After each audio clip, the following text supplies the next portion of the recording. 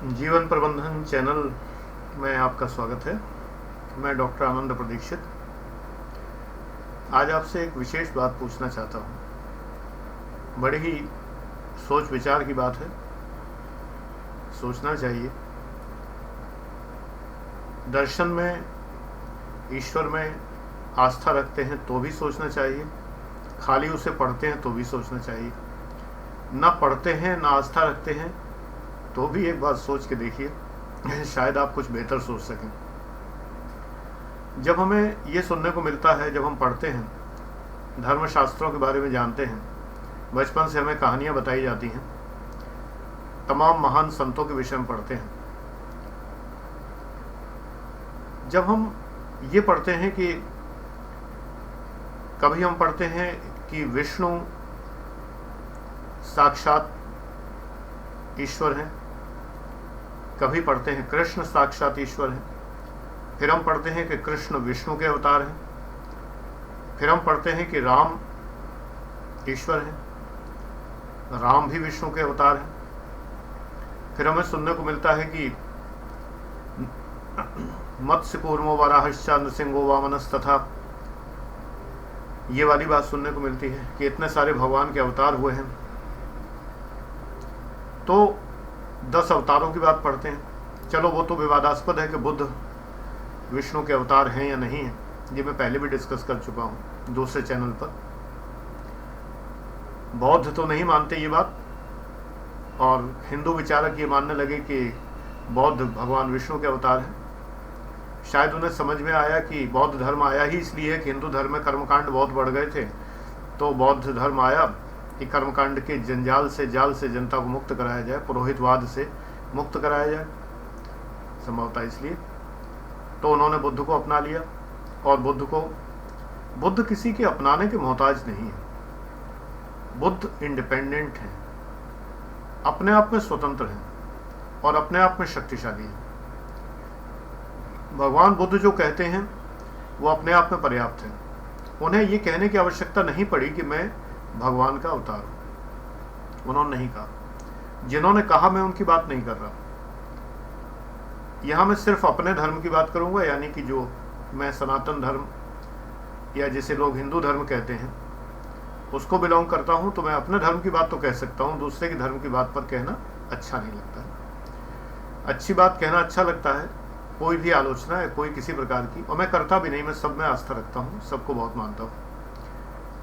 Authentic तरीके से मैं उन पर नहीं कह सकता हूँ, लेकिन मैं एक बात कह सकता हूँ कि भगवान बुद्ध ने कभी ये तो नहीं कहा कि वो ईश्वर के भेजे हुए हैं। उनके अंदर अपना आत्मविश्वास इतना था कि वो ये कह सकते थे कि ये करो, सम्यक दृष्टि रखो, सम्यक व्यायाम, सम्यक स्मृति और सम्यक कर्मांत, सारी चीज़ें सम्यक करो, अष्टांग मार्ग अपनाओ, 4 आर्य सत्य हैं, जीवन में दुख है सब जानते हैं, दुख का मार्ग दूर करने का मार्ग उन्होंने बताया। मानवता के लिए इससे बड़ी सेवा क्या होगी। उन्होंने किया, लोग उनके मार्ग पे चले।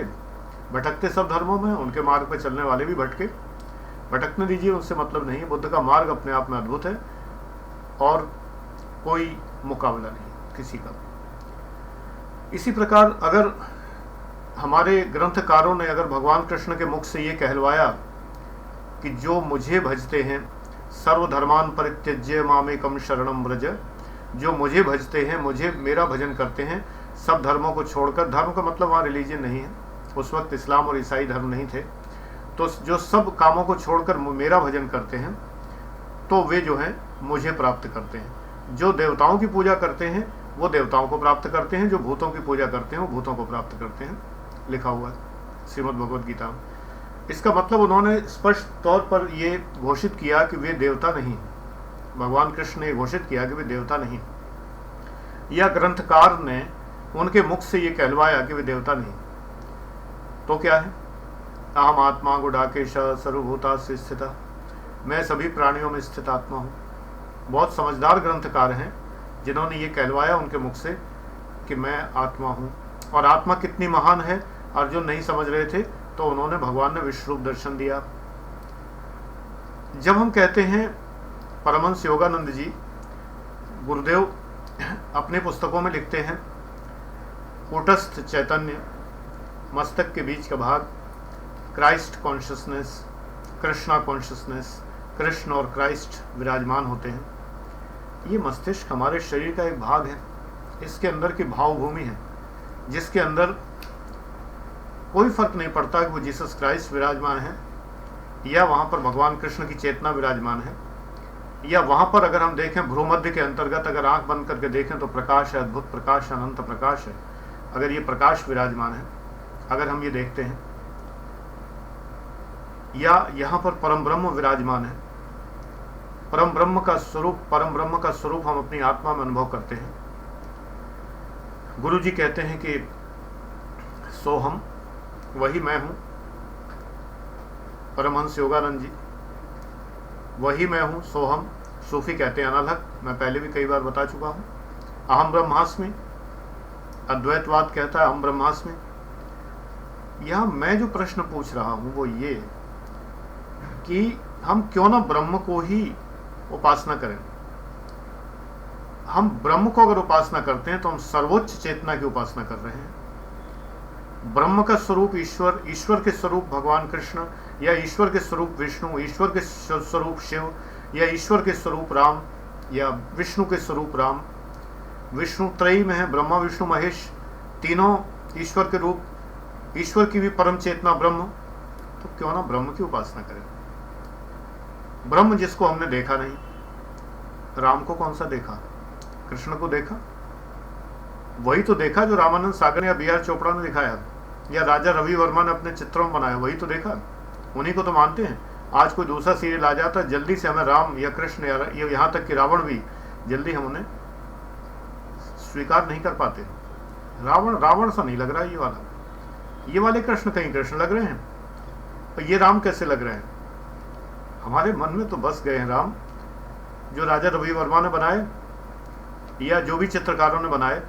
वही दुर्गा जी बसी हुई हैं, वही सीता मैया बसी हुई हैं, वही राम, वही कृष्ण, वही राधा, सब वही तो बसे हुए हैं। और उन्हीं से प्रेरित होके फिल्मकारों ने और सीरियल बनाने वालों ने अपने पात्र चुने, उनकी वेशभूषा चुनी, वो हमारे दिमाग में और पक्के हो गए।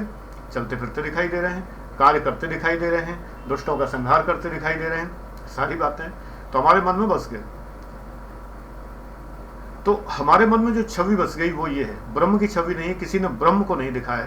ध्यान दीजिए कि बहुत से लोग अगर नहीं जानते हो तो ब्रह्म ब्रह्मा नहीं है, ब्रह्मा सृष्टि करता है, ब्रह्मा ब्रह्म नहीं है। ब्रह्म एक परम सत्ता है जिसका अंश ये सब है। पूरा देवकुल जो पैंथियन है, जो देवकुल है, ये पूरा पैंथियन यानी कि पूरा देवताओं का कुल, जैसे कि शिव जी हैं, पार्वती जी हैं, गणेश जी हैं, कार्तिकेय जी हैं, ब्रह्मा जी हैं, और सरस्वती माता हैं, या लक्ष्मी जी हैं, और पार्वती जी हैं, और सती हैं, जो भी देवता और देवताओं का परिवार, बहुत बड़ा परिवार। 33 करोड़ तो बारीकी से पढ़ते हैं तो 33 करोड़ वाली बात सही लगने लगती है। जब मंत्र पढ़ते हैं पंडित जी बैठकर, और जब हवन में जब बहुत सारी आहुतियाँ होती हैं, तो मैंने बड़े विस्तार से मैं उन्हें सुनता हूँ, तो मुझे लगता है कि वास्तव में हो भी सकते हैं। इतनी आहुतियाँ होती हैं और इतने नए नए नाम सुनने को मिलते हैं कि मुझे बड़ी क्यूरियोसिटी जागती है मुझे। लेकिन 33 तो थे ही थे, 33 भी बहुत बड़ी संख्या है। वास्तव में वेदों में देवता का स्वरूप जो है वो हमें सुख देने वाले और हमारे लिए उपयोगी प्राकृतिक शक्तियों का है। चाहे वो अग्नि हो, वायुर्यमोग्निर्वरुण शशांकः, चाहे वायु हो, चाहे अग्नि हो, वरुण हो, कोई भी हो, हमारे लिए जो हमें सुख और उपयोगिता देने वाले, जो बहुत बाद में जेम्स स्टुअर्ट मिल और तमाम सुखवादी उपयोगितावादियों ने और इन सब लोगों ने जो थ्योरीज दी हुई हैं हमारे यहाँ बहुत पहले से, हमें जो अच्छा लगता है, जिसने हमारे शरीर को सुख दिया, पवन चलती है हमें सुख मिलता है, और जब पानी बरसता है, वर्षा होती है तो हमें ठंडा मौसम एहसास होता है, अच्छा लगता है, सूर्य चमकता है तो फसलें पकती हैं, हमें अच्छा लगता है, हमारे लिए उपयोगी है। कभी कभी हमें अच्छा ना भी लगे तो भी उपयोगी होता है, कोई भी चीज़ तब भी उपयोगी होती है। हमने उन्हें देवता के रूप में पूजा, वो हमारे देवता हैं, देवकुल बना। तो प्रश्न उठता है, जब इन सब के ऊपर भी एक शक्ति है कोई भी, तो थोड़ा ऊपर क्यों ना चलें। ये मत सोचिए कि हमारी आपकी शक्ति नहीं है कि हम ऊपर नहीं जा सकते। ये ऐसे ही होता है, जब कोई बड़ी परीक्षा होती है लोग सोचते हैं मैं नहीं कर पाऊंगा, चलो एसएससी की परीक्षा दे देते हैं, आईएएस तो बन नहीं पाएंगे, और जब देते हैं तो पता लगता बन गए। तो परम ब्रह्म की उपासना करिए, सोचिए कि वो परम ब्रह्म है, सब उसी का रूप हैं, सब उसी को भजते हैं, सब उसी की उपासना करते हैं। सारे लोग मिलकर, जितने देवगण हैं, ये देवगण सब मिलकर जिस ब्रह्म की उपासना करते हैं, उस ब्रह्म की हम भी उपासना करें। क्यों ना करें, कर सकते हैं। ब्रह्म ने कहीं मना नहीं किया। वो निरंकार है, अजन्मा है, अजूनी से अभंग, एक निरंकार, एक ओंकार सतनाम। वो अजन्मा है और किसी योनि से जन्म नहीं लिया है, अजूनी, और स्वयंभू है, अपने आप पैदा हुआ है, कोई आकार नहीं है। आकार की हम कल्पना ही नहीं कर सकते। अनावश्यक कल्पना ना करें कि वो बहुत विशाल है कि बहुत छोटा है, कि वो सहस्र उसके जो है नेत्र हैं, सहस्र उसके भुजाएं हैं, उसके 4 मुख हैं, या उसके कितने मुख हैं, या वो इस प्रकार का होगा। कोई कल्पना की आवश्यकता ही नहीं है। निरंकार में बड़ा आनंद है। जब आकार नहीं है तो हमारे मन में जो दिखेगा, जिससे हमें आनंद मिलता है, आंख बंद किया और जो हमें प्रकाश दिखाई दे रहा है, जिस प्रकाश में हम खोते चले जा रहे हैं, जिस प्रकाश के अंदर हम डूबते जा रहे हैं, जो प्रकाश रंग बदल रहा है, रंग बदलते हुए हमें डुबो रहा है, हमें परम ब्रह्म का एहसास दिला रहा है। उसमें कृष्ण भगवान का मोर पंख भी है, उसमें राम का नील वर्ण का शरीर भी है, और उसमें जो है दुर्गा जी की शक्ति भी है, सिंह का जो श्वेत जो सुनहला रंग है वो भी है, दिखाई दे रहा है। उसके अंदर सभी प्रकार के देवी देवता जितने हमने कल्पना की हैं वो सब दिखाई देते हैं। रंग बदलते हैं, श्वेत से नीला, नीले से बैंगनी, बैंगनी से सुनहला, सुनहले से लाल, अलग अलग रंग बदलते हैं। आभा निकल रही है, प्रकाश निकल रहा है। उस प्रकाश को निकलते हुए देखते हैं तो जब ऊंचे पहुंचते हैं तो जैसे कि तापमान बढ़ता है तो क्या होता है, पहले लाल होता है लोहा, फिर पीला होता है, फिर नीला होता है, सफ़ेद होता है। जैसे जैसे आपकी ऊर्जा बढ़ती है वैसे वैसे रंग बदलते हैं। प्रकाश की जो वेवलेंथ्स हैं उनके रंग बदलते जाते हैं। बदलते बदलते हम ऐसे लोक में पहुंचते हैं। ऐसा लोक है जो लोग अद्भुत है, एम्बियंस बहुत अद्भुत है, चारों ओर पता नहीं क्या हो रहा है। एक योगी की आत्मकथा में गुरुजी ने लिखा है, परमहंस योगानंद जी ने, उन्होंने लिखा है, स्वर्ग का वर्णन उन्होंने अपने गुरु के मुख से करवाया है। जो स्वर्ग का वर्णन है गुरु ने कहा है, तो उन्होंने बताया कि स्वर्ग कैसा है, और उस स्वर्ग में जो प्रकाश के झरने हैं, जो प्रकाश की नदियां हैं, जो अनवरत एक कार का सातत्य है, कंटिन्यूम, इनफाइनाइट कंटिन्यूम, और उसके अंदर जो प्रकाश का स्वाद है, प्रकाश में स्वाद भी होता है, प्रकाश के अंदर स्वाद अनुभव करते हैं। रंग बातें करें और बातों से खुशबू आए, रंग बातें करने लगते हैं, बातों से खुशबू आने लगती है। जिसका जो गुण नहीं है वो गुण पैदा हो जाता है। ये दूसरी दुनिया है, एक अलग दुनिया है। इसका आनंद अद्भुत है, ये किसी भी आनंद से ऊपर है, परम आनंद है, ब्रह्मानंद है, एक ओंकार सतनाम। परम ब्रह्म की उपासना करें, क्यों नहीं कर सकते। जब हम परम ब्रह्म की उपासना करते हैं तो हम ब्रह्मलीन होते हैं, ब्रह्म में आनंद मिलता है हमें, और हम ऊपर उठ जाते हैं। भगवान कृष्ण कहते हैं इसीलिए कि वो ब्रह्म का रूप अपने को इसलिए बताते हैं कि लोग इतनी कल्पना शायद नहीं कर पाते, अतः वो कम से कम मेरी कल्पना कर लें। यानी भगवान कृष्ण कहते हैं कि वो मेरी ही कल्पना कर लें, और प्रमाण के तौर पर उन्होंने क्या दिखाया, विश्व रूप दर्शन दिखाया। मैं ही हूँ अग्नि जिह्व, जिह्वा से अग्नियां निकल रही हैं, संसार उनके मुख में समाता जा रहा है, लोग जन्म ले रहे हैं, मृत्यु हो रही है, साक्षात पूरे पर्वत पिघल रहे हैं, नदियां निकल रही हैं, तूफान आ रहे हैं, ग्लेशियर पिघल रहे हैं, सारे ब्रह्मांड की उथल पुथल हो रही है। आइस एज जो है वो कन्वर्ट हो रही है, स्टोन एज, आइस एज, हम सारा कुछ देख सकते हैं उस विश्व रूप दर्शन। जब आप देखते हैं कि सारा का सारा पृथ्वी उलट पुलट हो जाती है, जो वैगनर की सिद्धांत है जिसमें पूरे महाद्वीप खिसकते हैं और महाद्वीप खिसक के जुड़ जाते हैं, एक तरफ से टूटते हैं, जुड़ जाते हैं, ब्रह्म की लीला है ये। उसी ब्रह्म को भगवान कृष्ण ने कहा कि वो मैं हूं। चूंकि दर्शकों से कहा, श्रोताओं से कहा कि चूंकि तुम नहीं समझ सकते, तुम कल्पनाएं नहीं कर सकते, शायद तुम्हारी कल्पना इतनी ऊंची नहीं होगी, तो तुम मुझे सर्वधर्मान परित्यज्य मामेकम शरणम व्रज, सब छोड़ के मेरी शरण में आ जाओ। पहले इस स्तर पर आओ, फिर उस स्तर पर तो मैं पहुंचा दूंगा। भगवान गीता में वादा करते हैं, जब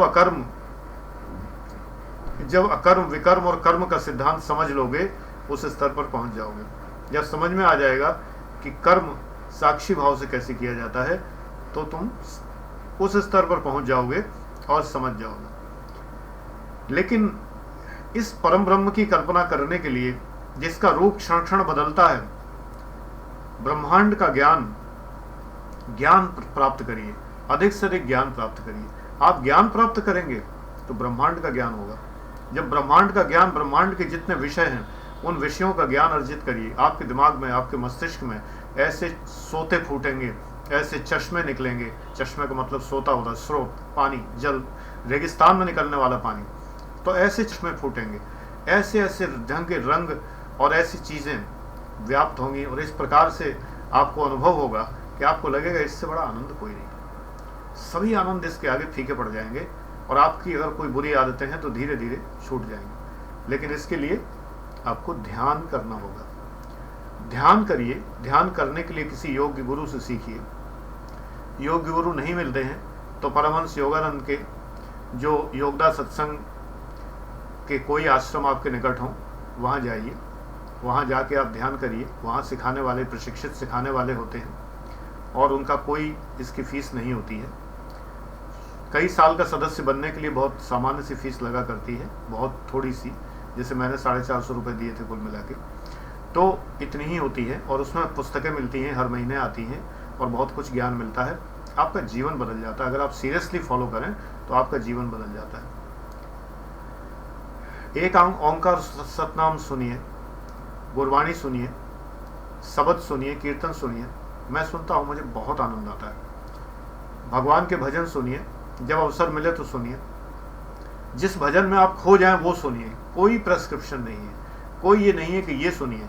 जो नहीं अच्छा लगता तो मत सुनिए। बहुत से गायक हैं जो कुछ लोगों को बहुत पसंद है, सुपर हिट है, मुझे नहीं पसंद आते। मेरा अपना निर्णय है, मुझे वो पसंद नहीं आते, मैं उन्हें नहीं सुनता। जिसमें मेरा भाव जागता है, जिसमें मेरे मन में ब्रह्म जागृत होता है, जिसमें मेरी आत्मा का जो ब्रह्म है वो बिल्कुल मुझे पूरी तरह से मुझे समा लेता है, जिस संगीत को सुनकर, मेरे लिए ईश्वर के बहुत रूप हैं। ग्रंथ मेरे लिए ईश्वर का रूप है, मेरे लिए गुरु ईश्वर का रूप है, आत्मा ईश्वर का रूप है, संगीत ईश्वर का रूप है, नाद ब्रह्म है, संगीत ईश्वर का रूप है। बड़े किस्मत वाले होते हैं जिन्हें संगीत की समझ होती है, जिन्हें संगीत की शिक्षा मिलती है, जिन्हें संगीत समझ में आता है, जो संगीत को आनंद ले सकते हैं। बहुत किस्मत वाले हैं। बाकी सांसारिक चीज़ें तो दुनिया में, संगीत अकेला परमानंद है। कभी ये नहीं कहा जाता कि क्रिकेट आनंद, फुटबॉल आनंद, ये नहीं कहा जाता। संगीत नाद ब्रह्म है, फुटबॉल ब्रह्म नहीं है, क्रिकेट ब्रह्म नहीं है, फिल्म ब्रह्म नहीं है, तमाम सारी चीज़ें जिनमें आप डूबे हुए हो ब्रह्म नहीं है, लेकिन नाद ब्रह्म कहा जाता है। नाद यानी संगीत के सुर। ये ब्रह्म क्यों है? संसार से ऊपर उठो थोड़ा सा। संसार में पड़े रहोगे, संसार में वैसे ही अगर करते रहोगे, बड़ी तकलीफें, बड़ी चीज़ें, बड़ी व्याधियाँ, बड़ी ईर्ष्या, बड़ा क्रोध, बड़ी चिड़चिड़ापन, तमाम चीज़ें आपको सहनी पड़ेंगी। इससे ऊपर उठिए। इसमें कुछ नहीं रखा है कि आप लालच में पड़े हुए हैं, ईर्ष्या में पड़े हुए हैं, छोटी छोटी चीज़ों में जान दिए दे रहे हैं, छोटी छोटी चीज़ों के लिए परेशान हो रहे हैं। आरोग्य घटक मैंने एक बार बताया था, आरोग्य घटकों की खोज में मत रहिए। आरोग्य घटक का मतलब होता है शिकायती प्रवृत्ति। शिकायती प्रवृत्ति में मत रहिए। केवल आरोग्य की मत सोचिए, स्पिरिचुअलिटी की सोचिए, आध्यात्मिकता की सोचिए। उच्च स्तरीय बात है। उच्च स्तर किसको नहीं अच्छा लगता? क्या केवल पैसा कमाकर, पैसा तो धन पशु भी कमा लेता है, जो पशु की तरह धन अर्जित करता है, अंत में सब छोड़ के चला जाता है। चाहे वो बैलगाड़ी पे चलता रहा हो या BMW में, जाता वो भी है, वो भी जलाया या दफनाया वो भी जाता है, और जलाया या दफनाया ये भी जाता है। परिजन पीछे इसके भी रोते हैं, उसके भी रोते हैं, और बाद में थोड़े दिन बाद इसके भी भूल जाते हैं, उसके भी भूल जाते हैं। यही सबके साथ होता है, कोई नई बात तो है। श्मशान वैराग्य केवल श्मशान में जाकर क्यों होता है? शमशान वैराग्य जो लोग कहते हैं, तो वो केवल शमशान में जाकर ही क्यों होता है? श्मशान तो सामने फैला हुआ है, कितने लोग हर समय मर रहे हैं। भगवान कृष्ण का विश्व रूप दर्शन पढ़ लीजिए गीता में, हर वक्त कितने लोग काल के गाल में समा रहे हैं। पूरा संसार श्मशान बना हुआ है। कितने लोग तो कोई कभी किसी को कोई मार डालता है, किसी को कोई मार डालता है, प्रतिक्षण कितनी हत्याएं हो रही हैं। वैराग्य क्यों नहीं जागता? क्यों नहीं दिमाग में आता कि इतना कमा के क्या होगा, पता नहीं अगला कदम मृत्यु का कदम हो, अगले कदम पर वो बैठा हो सामने, काल के गाल में समा जाना है। क्या ये समझ में नहीं आता? कौन सा क्षण किस वक्त वो बुला लेगा ये नहीं पता। पता सबको है, फिर क्यों नहीं सोचते? क्या इससे लाभ है? आपको जीवन के आवश्यक सुख अगर मिल गए हैं तो अनावश्यक सुखों की खोज में क्यों जा रहे हैं? सुख बहुत प्रकार के होते हैं, आवश्यक और अनावश्यक। आवश्यक सुख अगर आपने खोज लिए, ठीक है, संसार में आप आए हैं, बाइबल आदेश देती है कि जीवन को स्वर्ग बनाएं। आप जीवन को स्वर्ग बनाएं, सुख से रहें। पारसी धर्म व्यापार को अनुमति देता है, व्यापार को अच्छा बताता है, करें। लेकिन भाई व्यापार भी तो बड़े अच्छे ढंग से किया जा सकता है। प्रशासन जिस प्रकार से बड़े अच्छे ढंग से भी किया जा सकता है, दूसरों को बिना सताए व्यापार भी किया जा सकता है। जीवन जिया जा सकता है दूसरों को बिना सताए। अगर आप प्रण कर लेंगे दूसरों को नहीं सताएंगे, मनसा वाचा कर्मणा, मन से, वचन से, कर्म से, अगर आप ये प्रण कर लें, ये बात जल्दी लोगों की समझ में नहीं आती। लोगों की समझ में ये भी नहीं आती, ये बातें भी समझ में नहीं आती। उदाहरण देने लगते हैं कि वेदों में ऐसा लिखा, उन्हें पता ही नहीं होता वेदों में बहुत कुछ चीजें जो वो सोचते हैं वेदों में लिखी, वो लिखी ही नहीं है। पढ़ तो लो एक बार, अरे अपनी भाषा में ट्रांसलेशन पढ़ लो। भारत की सभी भाषाओं में वेदों का ट्रांसलेशन हो चुका है, वो पढ़ लो अगर संस्कृत नहीं समझ आती है। लेकिन जो तो मत सोचो कि वेदों में ये लिखा हुआ है, हर चीज वेदों में नहीं लिखी हुई है। मेरा आज का कहना यह है कि एक बार सोचिए, ब्रह्म की उपासना क्यों नहीं, ब्रह्म के स्वरूपों की क्यों? इतने स्वरूपों की उपासना करते करते हम परेशान हो जाते हैं, और उसके अलावा भी इतने स्वरूप और हैं। हमें जो कष्ट होता है उस कष्ट के लिए एक देवता, एक देवी मौजूद है। ये कष्ट है तो इसके लिए, ये है तो इसके लिए। वास्तविकता ये कि सब बातें हमें कॉन्फिडेंस देती हैं। कवच पढ़ लीजिए, कोई से कवच पढ़िए, हर अंग के लिए एक देवी, एक देवता, कोई ना कोई है। इस अंग की रक्षा ये करें, इस अंग की रक्षा ये करें। ये सब देवी देवताओं के स्वरूप हैं, देवी के स्वरूप हैं। देवी परम शक्ति हैं, परम शक्ति उस परम ब्रह्म का अंश। तो हमें दो ही उपासना अगर करनी है द्वैत भाव से, तो ब्रह्म और शक्ति, बस। ब्रह्म और शक्ति के अतिरिक्त और फिर क्या बचा? अगर हम सुपर पावर की उपासना करते हैं तो बाकी सब पावर्स तो अपने आप उसमें समा गई ना। आप एक बार पढ़ के देखिए, राम रक्षा स्तोत्र में भी कवच है श्री राम के बारे में, और दुर्गा कवच तो है ही है। हर अंग के लिए अलग अलग है, इस अंग की ये रक्षा करें, इसकी ये रक्षा करें, ठीक है। इसी प्रकार से जब हम पूजा पाठ करते हैं तो इतने सारे देवताओं का स्थान होता है, नवग्रह होते हैं, षोडश मातृकाएं होती हैं, और आप देखिए कितने उस पर जो बने होते हैं बहुत सारे, ये सब देवताओं के रूप हैं, और देवता ब्रह्म के भाग हैं। मेन तो त्रयी है, ब्रह्मा विष्णु महेश हिंदू धर्म में। उस त्रयी के अंदर वो त्रयी पूरी जो है वो उस ईश्वर का रूप है, और ईश्वर उसी ब्रह्म का कार्यकारी रूप है। कार्यपालिका है ब्रह्म की ईश्वर, और ईश्वर के ये अंग हैं। जैसे राज्य के अंग होते हैं, ऐसे ही ईश्वर के अंग हैं। तो हम क्यों ना ब्रह्म तक पहुंचे? ब्रह्म के तक पहुंचने में कहीं भी द्वार नहीं है, कहीं भी बीच में द्वारपाल नहीं है। सीधे उपासना करिए, सीधे उपासना करिए, डायरेक्ट, परम आनंद है। तब लगेगा उन्हीं की उपासना तो ये कर रहे हैं सभी देवता, भी उन्हीं की उपासना कर रहे हैं। गावे ब्रह्मा गावे इंद्र, ब्रह्मा और इंद्र उन्हीं की उपासना कर रहे हैं, हम भी उन्हीं करते हैं। ये दर्प नहीं है, घमंड नहीं है, विनम्रता है कि हम अधिक ऊंचे की जब उपासना करते हैं तो हम और छोटे हो जाते हैं। याद रखिए, जितने ऊंचे की उपासना करते हैं तो अपने को और छोटा फील करते हैं। अहम ब्रह्मास्मि दंभ नहीं है, दर्प नहीं है, घमंड नहीं है। अहम ब्रह्मास्मि का अर्थ यह है, मैं ब्रह्म हूं का अर्थ यह है कि मैं अपने अंदर ऐसी विशेषताएं, ऐसे गुण विकसित करूं कि मैं ये शान से कह सकूं कि मैं ब्रह्म हूं। नीच कर्म कर रहे हैं और कहें कि अहम ब्रह्मास्मि, अपना मन गाली देगा अपने को, अपना मन धिक्कारेगा अपने को, हैं ये ब्रह्म है, ऐसे होते हैं ब्रह्म। अपने आप बुराइयां दूर होने लगेंगी, मन धिक्कारेगा। अहम ब्रह्मास्मि कहने से ये होता है। जब आप कहते हैं कि I deserve, I can do and I will do, जब आपके सामने कोई बड़ा लक्ष्य होता है, मैं हमेशा अपने छात्रों से कहता हूं, यूपीएससी की तैयारी जो कर रहे होते हैं, कि आप हमेशा अपने सामने लिख के रखिए, I deserve, I can do, I will do. ये शक्ति देता है, ये आपको गलत तरफ जाने नहीं देता। जब आप कहते हैं हम ब्रह्मास्मि, सोहम, अनलहक अहम सह। तब एक बात और याद रख लीजिए, रसो वही सह, वही तो रस है। रसो वही सह, आपने रस नहीं पहचाना क्या होता है। रस कहते ना बड़ी सरस है, ये बात बड़ी सरस है, बड़ी मीठी बात है, इसमें बड़ा रस है। आम में रस होता है कि नहीं, अच्छा लगता है, सूखा हो तो फेंक देते हैं, अरे तो नीरस है। मुझे साथ में एक बात याद आ गई, मुझे प्रारंभ में जब मैंने आर्ट्स के विषय नहीं पढ़े थे तो केमिस्ट्री और फिजिक्स मुझे, इलेक्ट्रॉनिक्स मुझे बहुत प्रिय रहे, अभी भी हैं। केमिस्ट्री से तो डॉक्टरेट ही है मेरा। तो एक बार किसी ने कहा बीएससी में कि ये केमिस्ट्री जो है बड़ा नीरस सब्जेक्ट है। हमने कहा केमिस्ट्री को हिंदी में क्या कहते हैं? बोला रसायन कहते हैं, सभी जानते हैं। रसायन का संधि विच्छेद क्या है? बोला नहीं पता। हमने कहा इसीलिए तो नीरस लगती है, ये रस का अयन है। रामायण जैसे राम का अयन है, ये रसायन है, रस का अयन है। रस इसी में तो है।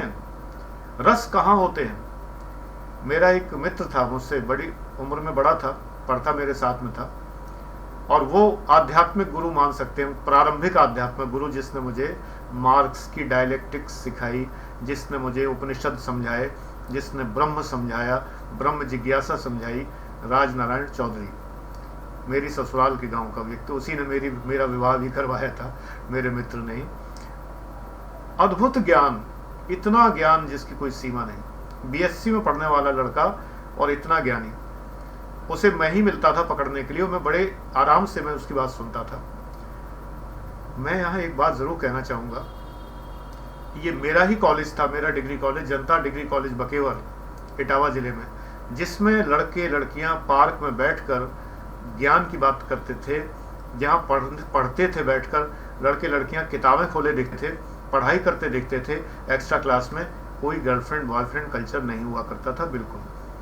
और फिर मैं इलाहाबाद यूनिवर्सिटी पहुंचा, जहां ऐसा ही माहौल था। ये बात किसी सतयुग की नहीं हो रही है, 1973 में मैंने बीएससी किया था, फिर मैं इलाहाबाद यूनिवर्सिटी चला गया। तो राजनारायण चौधरी, मुझे और एक और छात्र था विनोद मिश्रा, हम दोनों लोगों को घेर कर और अध्यात्म का पाठ पढ़ाया करते थे। बीएससी में फिजिक्स केमिस्ट्री मैथमेटिक्स से होते हुए अध्यात्म सीखते थे। आध्यात्मिक अभिरुचि उन्होंने पैदा की। तो तब मैंने बहुत सारी बातें जानी, ब्रह्म के बारे में, ब्रह्म जिज्ञासा के बारे में, उपनिषदों के बारे में, और टॉल्स्टॉय के बारे में, और गांधी की थ्योरीज के बारे में, और तमाम सारा धर्म दर्शन मैंने समझा। तब मुझे लगा कुछ क्षेत्र और है। फिर लाइब्रेरी जाकर मैंने पढ़ना शुरू किया, और वो दिन का दिन है और आज का दिन है कि जिज्ञासा समाप्त नहीं होती और पढ़ाई है कि ख़त्म नहीं होती, पढ़ाई बढ़ती जा रही है, जिज्ञासा भी बढ़ती जा रही है। अथा तो ब्रह्म जिज्ञासा, उपनिषद है यही, ब्रह्म की जिज्ञासा है जो कभी शांत नहीं होती। तो सत्संग है ये। अगर आपके मित्र इस तरह के हैं तो सत्संग मिल जाता है। सत्संग मिल जाता है तो आप अच्छे स्थान पहुंचते हैं, उच्च स्थान पर पहुंचते हैं। एम्बियंस क्रिएट करिए। एम्बियंस का मतलब वातावरण, अपने चारों ओर सुंदर वातावरण रखिए। मैं अपने ध्यान कक्ष में बैठता हूं तो यहाँ की एम्बियंस वही है।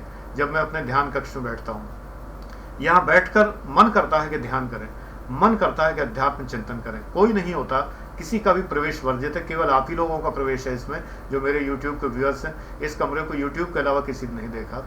तो ये ध्यान कक्ष की एम्बियंस विकसित करिए, आप भी ब्रह्म में आपको आनंद आना प्रारंभ होगा। मैं अपनी एम्बियंस विकसित करता हूँ, चारों ओर मैं माहौल विकसित करता हूँ, जो कि आप एक क्षण के लिए देख सकते हैं अगर कैमरा बीच में साथ देता रहे तो।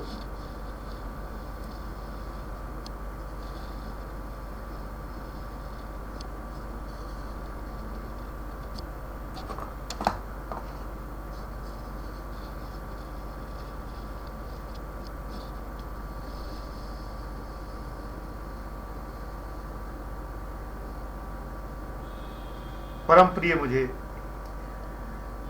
स्वर्ण मंदिर, हरमंदिर साहब,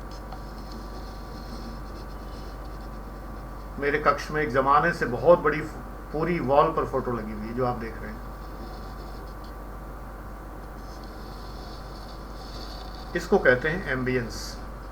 ये एम्बियंस है, चारों ओर का वातावरण। बहुत छोटा सा कमरा है, मैं बैठ सकता हूँ और समय पड़ने पर लेट सकता हूँ, बस इतनी ही जगह है, और टेबल पर काम कर सकता हूँ। इस माहौल में बैठकर किसका दिल नहीं करेगा कि ब्रह्म को सोचा जाए, उपनिषदों को सोचा जाए, ईश्वर को सोचा जाए? किसका मन नहीं करेगा? होने को तो इंटरनेट कनेक्शन है, यूट्यूब है, गंदी से गंदी चीज़ें उपलब्ध हैं, वाहियात से वाहियात चीज़ें उपलब्ध हैं। ये आप पर है कि आप किसका प्रयोग करते हैं। संसार में सब है, सब संसार में मनुष्य ने अपने लिए सब जुटा रखा है। ईश्वर ने आपके लिए जो जुटाया है उसका प्रयोग करिए। ईश्वर आपको सद्बुद्धि दे, मेरा यही कहना है। आपको सफल करे, आपको संपन्न बनाए, उतना संपन्न बनाए जितने में कि आप बिगड़े ना। मैं बिल्कुल कभी ये नहीं कहता कि ईश्वर आपको उतना संपन्न बनाए कि आप बिगड़ जाएं। आपको सुख दे, समृद्धि दे, लेकिन उतनी जितने में कि आप बिगड़ न जाएं। तो सोचिएगा मेरी बात पर कभी। धन्यवाद।